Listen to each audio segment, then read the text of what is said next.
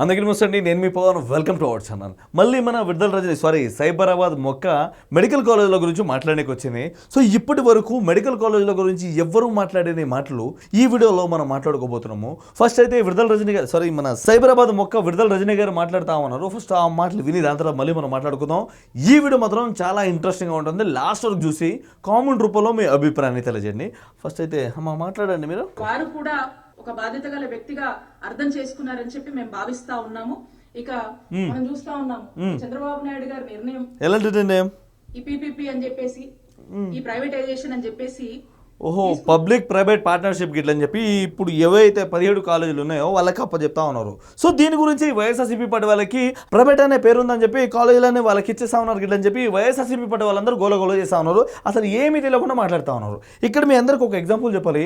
ఆ రోజున వైఎస్ఆర్ గారు ఆరోగ్యశ్రీ అనే పథకం తీసుకొచ్చారు.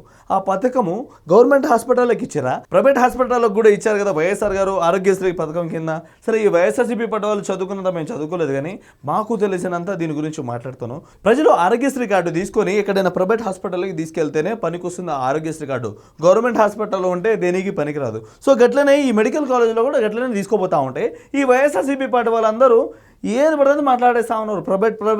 అరే, ప్రైవేట్ అనే పేరు ఉంది, కానీ ఆ ప్రైవేట్ వల్ల ఆ కాలేజీలన్నీ అభివృద్ధి చెందుతుంది, తొందరగా వర్క్ జరుగుతుంది. సరే, ఈ వైసీపీ పార్టీ వాళ్ళు కూటమి పార్టీ వాళ్ళని నిలదీస్తా ఉన్నారు. ఆ రోజున వైఎస్ఆర్ గారు కూడా అదే పని చేశారు కదా. ప్రైవేట్ హాస్పిటల్కి ఆరోగ్యశ్రీ ఇవ్వడం జరిగింది. గవర్నమెంట్ హాస్పిటల్కి మేము చేసినా ఏమీ తెలియకుండా రోడ్డు మీదకి వచ్చి మాట్లాడుతూ ఉన్నారు వీళ్ళు. అరే, ప్రైవేట్ అనే వర్డ్ ఉంది గిట్లని చెప్పి ఊకే ప్రైవేట్. ఏం ప్రైవేటు?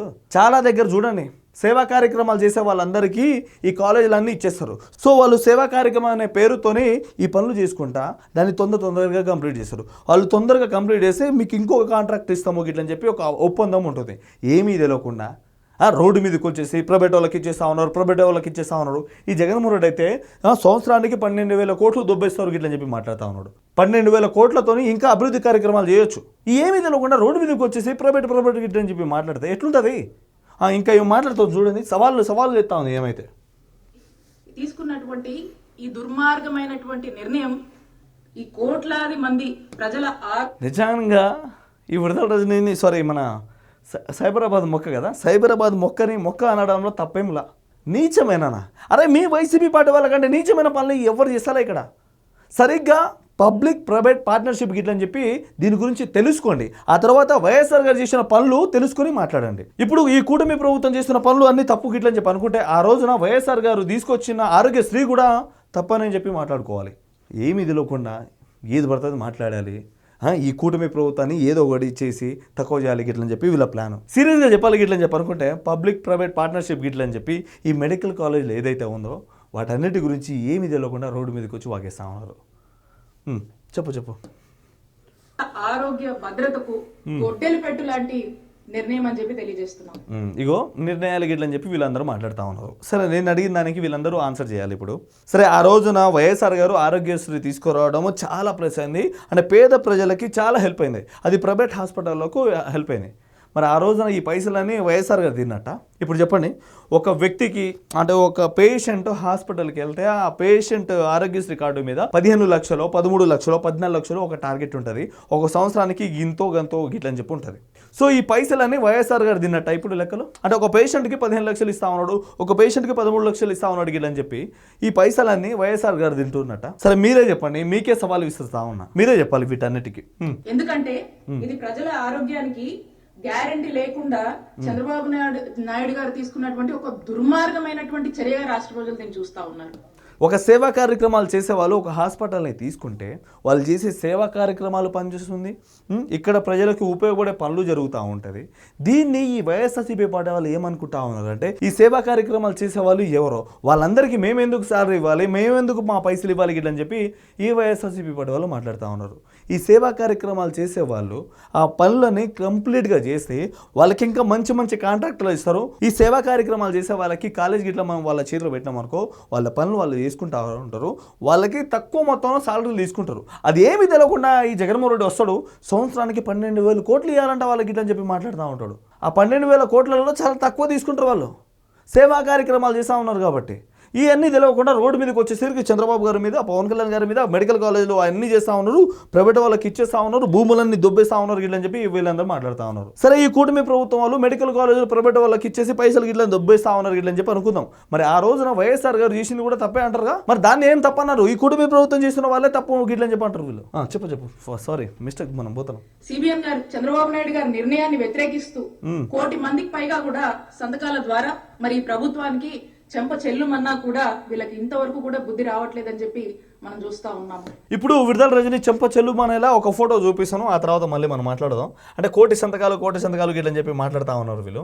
ఒకసారి కోటి సంతకాలు ఎట్లుంటాయో నేను చూపిస్తాను. ఇది మన కోటి సంతకాల ఫోటో. అంటే నేను ఆ కోటి సంతకాల దగ్గర మన విడుదల రజని ఇక్కడ మూలలో ఉంటుంది, అంత పక్కన పెట్టేసి నిన్న జగన్మోహన్ రెడ్డి గారు ఫ్లాగ్ ఊపారు కదా.